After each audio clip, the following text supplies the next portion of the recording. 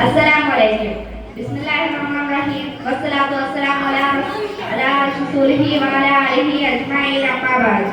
ആദരണീയരായ ഉസ്താദ്മാരെ, രക്ഷിതാക്കളെ, എന്റെ പ്രിയ കൂട്ടുകാരെ, മനുഷ്യ ജീവിതത്തിന്റെ വഴികാട്ടിയായ വിശുദ്ധ ഗ്രന്ഥമാണ് പരിശുദ്ധ ഖുർആൻ. മനുഷ്യനെ ചിന്തിക്കാനും നിരീക്ഷിക്കാനും അറിവ് നേടാനും ഖുർആൻ നമ്മെ പ്രേരിപ്പിക്കുന്നു. പ്രകൃതിയിലെ അത്ഭുതങ്ങളെ കുറിച്ച് ചിന്തിക്കാനും ആകാശത്തെയും ഭൂമിയെയും സസ്യജാലങ്ങളെയും കുറിച്ച് നിരീക്ഷിക്കാനും ഖുർആൻ നമ്മെ ക്ഷണിക്കുന്നു. ശാസ്ത്രം അതിന്റെ അത്യാധുനിക ഉപകരണങ്ങളിലൂടെ ഇന്ന് കണ്ടെത്തിക്കൊണ്ടിരിക്കുന്ന പല രഹസ്യങ്ങളും വർഷങ്ങൾക്ക് മുമ്പ് ഒരു ഗ്രന്ഥത്തിൽ രചിച്ചിട്ടുണ്ടെന്ന് പറഞ്ഞാൽ നിങ്ങൾ വിശ്വസിക്കുമോ?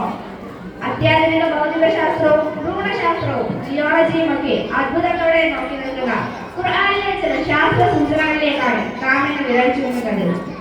മനുഷ്യന്റെ സൃഷ്ടി, പ്രപഞ്ചത്തിന്റെ സൃഷ്ടി, സസ്യം, മഴ, സമുദ്രം, തടാകം തുടങ്ങിയവയെ കുറിച്ച് ഖുർആനിൽ നിരവധി പരാമർശങ്ങളുണ്ട്. എന്നാൽ ഇവയെ കുറിച്ച് പഠിക്കുകയും ഇവരുടെ രഹസ്യങ്ങൾ കണ്ടെത്തുകയുമാണ് ശാസ്ത്രത്തിന്റെ പ്രവർത്തനം.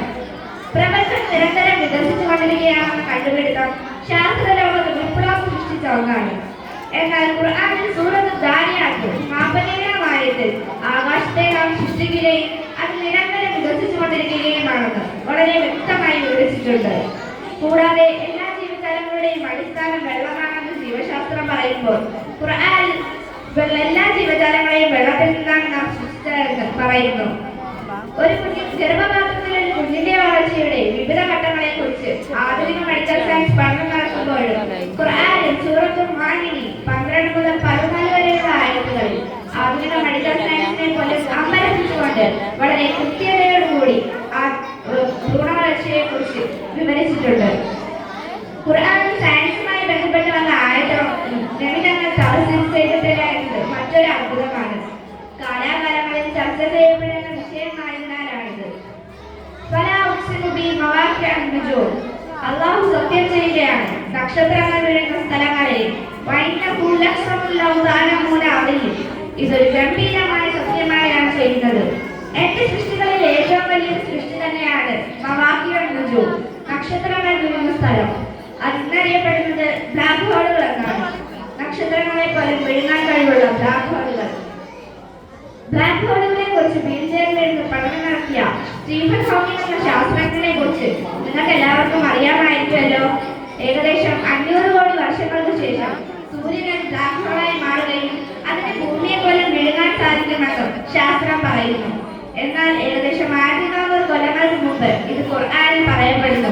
അത് ഭൂമി ഉള്ളുന്നില്ല എന്ന് മനസ്സിലാക്കിയിരുന്ന കാലം അത് നിങ്ങൾ ഓർക്കണം.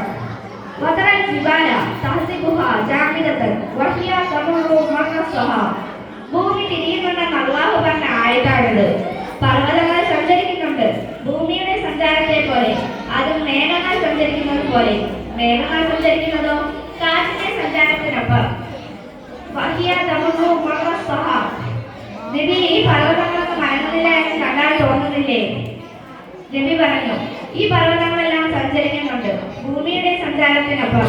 അതും കാറ്റ് സഞ്ചരിക്കുന്നത് പോലെ. ഭൂമിയുടെ സഞ്ചാര വേഗത മണിക്കൂറിൽ 1800 കിലോമീറ്ററാണ് എന്ന് ശാസ്ത്രം പറയുന്നു. മാഷാ അല്ലാഹ്, അള്ളാഹുവിന്റെ അസ്തിത്വം മനസ്സിലാക്കുന്ന ഗ്രന്ഥം. അതാണ് ഖുർആന്റെ പ്രത്യേകത.